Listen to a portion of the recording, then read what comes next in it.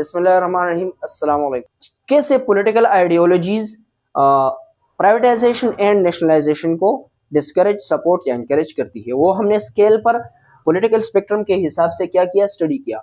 जो right leaning होंगे वो प्राइवेटाइजेशन, जो लेफ्ट लीनिंग होंगे वो नेशनलाइजेशन को सपोर्ट करेंगी।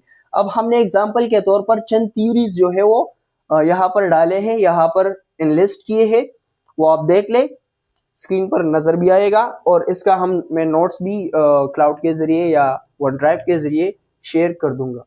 अच्छा, इफेक्ट थ्योरी है, न्यू लिबरल थ्योरी है, पब्लिक चॉइस थ्योरी है, कंजर्वेटिव थ्योरी है, डेमोक्रेटिक रिजीम्स है, anti communist and anti social regimes and ideology जो है वो राइट लीनिंग में आ जाती है, जैसा मैंने आपको स्केल पर भी समझाया। अब लेफ्ट लीनिंग जो है वो नेशनलिज्म को सपोर्ट करेंगे। Public interest theory, Marxist theory, national security theory, intervention theory, communist theories, socialist theories जो भी है वो इसमें राइट, जो हमारे पास लेफ्ट लीनिंग सिस्टम है उस पर आएंगी।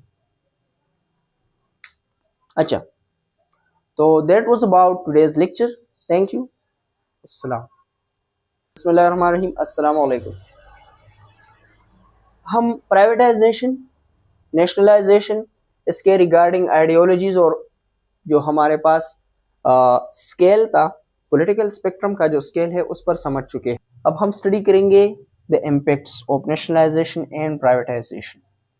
जैसा कि मैंने पॉलिटिकल स्पेक्ट्रम के जो स्केल है उस पर स्केल आउट किया इन दोनों चीज़ों को, इसकी थीरीज को हम इंशाल्लाह नेक्स्ट लेक्चर में हम नेशनलाइजेशन के रिलेटेड थीरीज और दूसरे लेक्चर में हम प्राइवेटाइजेशन के रिलेटेड जो थीरीज है वो पढ़ेंगे, सीखेंगे और इसको समझने की कोशिश करेंगे। अच्छा, पॉलिसी इम्पैक्ट्स, नेशनलाइजेशन या प्राइवेटाइजेशन पॉलिसीज पर किस तरह से इम्पैक्ट होगी। It shapes governments governance, economy and public services. ये जो है वो शेप करती है गवर्नेंस को, इकोनॉमी को, पब्लिक सर्विसेज को एंड गवर्नमेंट को।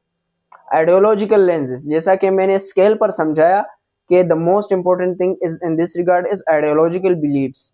तो ये रिफ्लेक्ट करती है रूलिंग पार्टीज की वैल्यूज को, कि वो किस तरह की वैल्यूज रखती है।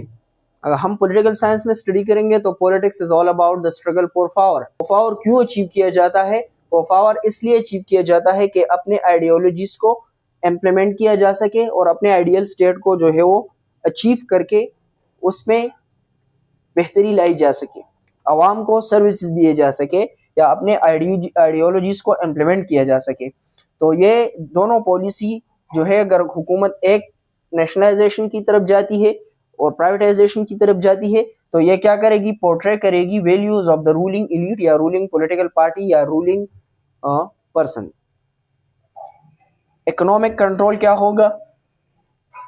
नेशनलाइजेशन और प्राइवेटाइजेशन ये क्या करेगी, मार्केट में जो गवर्नमेंट है उसका रोल पेश करेगी। अगर हम जानना चाहते हैं कि ये हुकूमत मार्केट पर कितना इन्फ्लुएंस्ड है या मार्केट को किस तरह से कंट्रोल करती है या मार्केट में कहाँ पर स्टैंड करती है, तो हम देखेंगे कि ये स्केल पर कहाँ है और ये नेशनलाइजेशन या प्राइवेटाइजेशन में किस चीज़ को ऑप्ट करते हैं।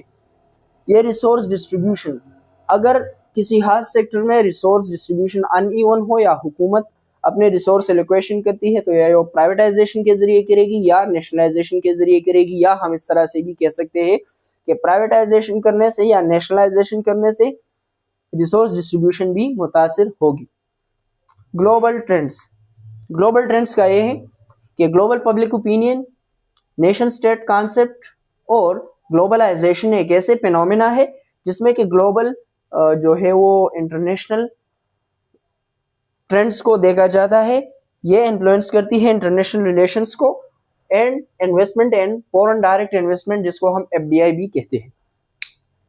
हुकूमत को, अगर फॉर एग्जांपल कह लीजिए कि एक हुकूमत लेफ्ट लीनिंग रिजीम रखती है या लेफ्ट लीनिंग पॉलिटिकल पार्टी है या रूलिंग एलीट है, और वो देखे कि एमएनसीज, मल्टीनेशनल कॉरपोरेशन कंपनीज जो है वो बेहतरी करती है, प्रोस्पेरिटी लाती है, फॉरेन डायरेक्ट इन्वेस्टमेंट लाती है, तो वो अपनी लीनिएशन को क्या करेगी, राइट तरफ पर शिफ्ट करेगी और उसमें नेशनल मल्टीनेशनल कॉरपोरेशन कंपनीज के साथ कोलैबोरेशन करके पब्लिक प्राइवेट पार्टनरशिप्स के जरिए अपने उस सेक्टर को बढ़ाएगी या फॉरेन डायरेक्ट इन्वेस्टमेंट जो है वो अचीव करेगी, या इंटरनेशनल जो है इन्फ्लुएंस को देके करेगी। पब्लिक वेलफेयर, पॉलिटिकल साइंस में अगर हम देख ले कि स्टेट का वजूद किस तरह से है, तो स्टेट जो है is for the public welfare. तो क्या होगा, पब्लिक वेलफेयर में क्या जाती है, एजुकेशन, हेल्थ एंड ट्रांसपोर्टेशन। तो हुकूमत इन चीज़ों को टारगेट करने के लिए, बेहतरी लाने के लिए इन दोनों में से किसी एक को अचीव या इम्प्लीमेंट या कह लीजिए कि ऑप्ट कर सकती है। तो that was about privatisation and nationalisation. Next